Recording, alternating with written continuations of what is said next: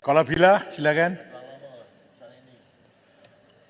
Bismillahirrahmanirrahim. Assalamualaikum warahmatullahi wabarakatuh. Terima kasih Tan Sri Yang Dipertua kerana membenarkan dan memberikan kesempatan bagi Kuala Pilah membahas dan menyokong kenyataan Menteri yang berkaitan reformasi penjara dan pusat tahanan.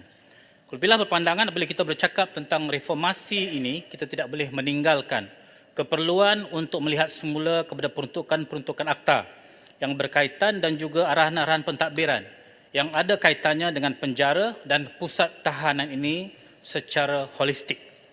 Reformasi yang ingin dibuat ini harus bersandarkan transformasi minda dengan matlamat untuk menjadikan penjara bukan sebagai tempat menghukum, tetapi lebih besar daripada itu ialah memberikan pendidikan dan peluang kedua kepada pesalah bagi membolehkan mereka memulakan hidup baru bila mereka keluar kelab. Ini selaras dan amat selaras dan sejajar dengan matlamat menghukum di dalam Islam. Seperti mana nyatakan oleh Yang Berhormat Menteri sebentar tadi, jelas bahawa di kalangan banduan ini, di kalangan tahanan ini ada yang telah ada diploma, sudah ada ijazah, master dan ada PhD pun. Ini jelas menunjukkan bahawa mereka unlock talent mereka dengan izin Tan Sri Yang Dipertua semasa mereka berada di dalam penjara dan tahanan. Dan oleh kerana itulah wajar mereka ini diberikan peluang kedua. Kerajaan wajar melihat kepada keadaan penjara dan pusat-pusat tahanan di negara kita ini begitu padat, di mana setakat 6 Oktober 2023 ini daripada keseluruhan banduan yang berjumlah 75,927 orang di 93 institusi di bawah pengurusan Jabatan Penjara di seluruh negara, jumlah ini melebihi 7.40% atau 5,231 orang daripada jumlah kapasiti keseluruhan institusi kendalian Jabatan Penjara, iaitu 70,696 orang. Daripada jumlah tersebut difahamkan bahawa hampir 13,000 ataupun 16% daripadanya merupakan banduan warga asing. Kebanyakan warga asing sama ada yang datang dan menyalahi kesalahan imigresen yang ditahan di penjara dilihat merugikan negara. Dan kerajaan perlu memperuntukkan RM50 sehari bagi seorang banduan di penjara. Selepas mereka dibebaskan daripada hukuman penjara, sekali lagi mereka ditahan pula di depoh tahanan imigresen selama satu tempoh tertentu bergantung kepada proses untuk mengantar pulang mereka ke negara asal. Kerajaan, terutamanya Jabatan Penjara dan Jabatan Imigresen sewajarnya memikirkan kaedah paling praktikal melalui arah pentadbiran ataupun pindaan undang-undang di bawah Akta Imigresen ataupun akta-akta lain yang relevan bagi membolehkan kos perbelanjaan menanggung banduan dan tahanan warga asing ataupun parti ini dapat dikurangkan dengan mempercepatkan penghantaran pulang mereka ke negara asal. Yang Berhormat Tan Sri Yang Dipertua, Kuala Pilah juga memohon kerajaan meniti semula tata cara penahanan pra-perbicaraan, terutama keperluan untuk meminda beberapa peruntukan yang berkaitan orang kena tuduh yang menunggu perbicaraan di penjara di negara ini akibat kegagalan mereka mengemukakan jaminan seperti mana yang diperuntukkan di bawah Seksyen 387 dan 388 Kanun Acara Jenayah. Sedikit saja, Kuala Pilah. Sedikit saja. Ya. Bercakap tentang isu memberi jaminan, saya juga terpanggil untuk merayu kepada Yang Berhormat Menteri menggunakan kesempatan ini kepada kesalahan-kesalahan di bawah SOSMA, di mana berulang kali kita telah berbahas ramai yang ditangkap di bawah SOSMA dan diheret ke mahkamah, tetapi syarat-syarat jaminan mereka begitu ketat sekali.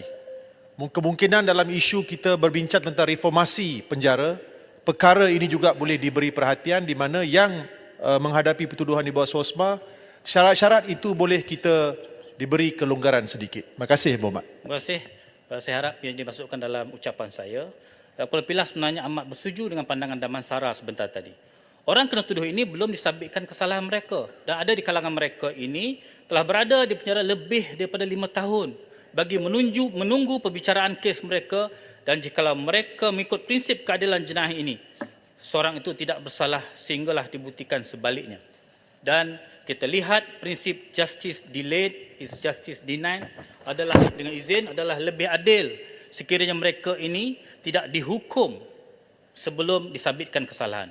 Sudah tentu apabila pindaan yang bersesuaian di atas peruntukan yang melibatkan jaminan ini dapat dilaksanakan secara tidak langsung, yang juga dapat mengurangkan kesesakan penghuni penjara dan pusat tahanan. Fungsi wang jaminan adalah untuk memastikan orang tertuduh menghadiri perbicaraan.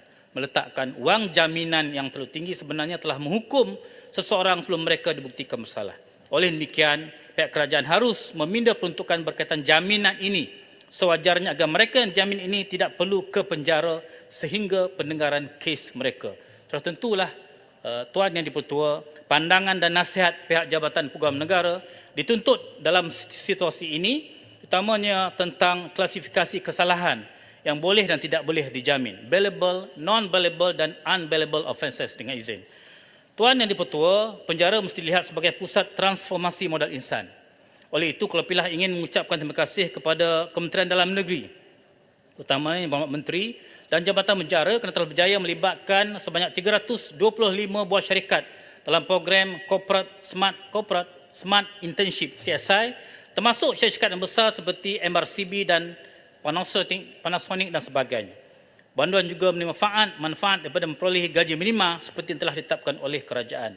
Kelopilah amat tertarik dengan pendekatan Jabatan Penjara Malaysia yang komited untuk menjadikan pendekatan pemulihan dalam komuniti sebagai pilihan utama menjelang 202330 bagi mengurangkan kes residivis banduan, iaitu banduan yang mengulangi kesalahan mereka.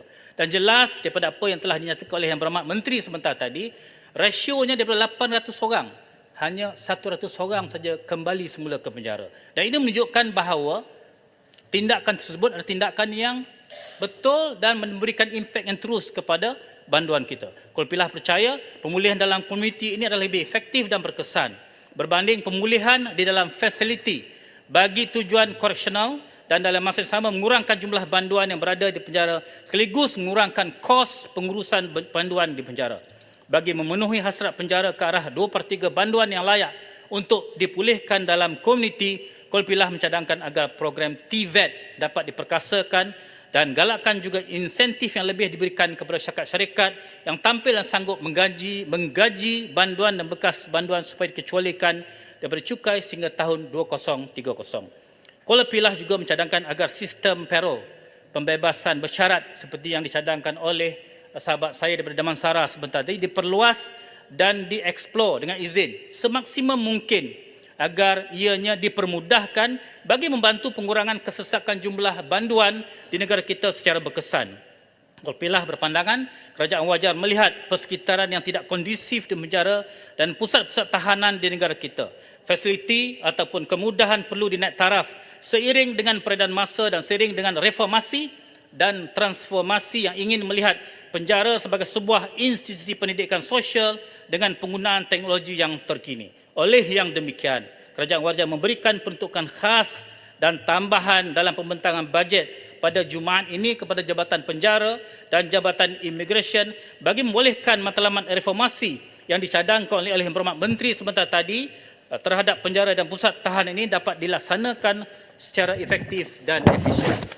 Tuan Tan Sri Yang Dipertua, Kelopilah juga ingin dalam konteks ucapan ini ingin juga memohon agar kerajaan melihat semula kepada pemakaian baju oren oleh beberapa agensi ini kepada mereka yang ingin dibawa ke mahkamah untuk dituduh. Ianya seolah-olah bagi Kelopilah menghukum si tertuduh sebelum perbicaraan terutamanya daripada aspek nama baik dan maruah.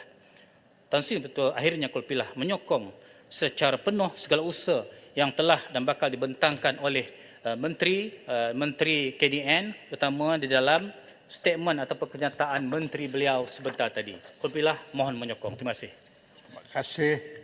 Saya jemput Jerai.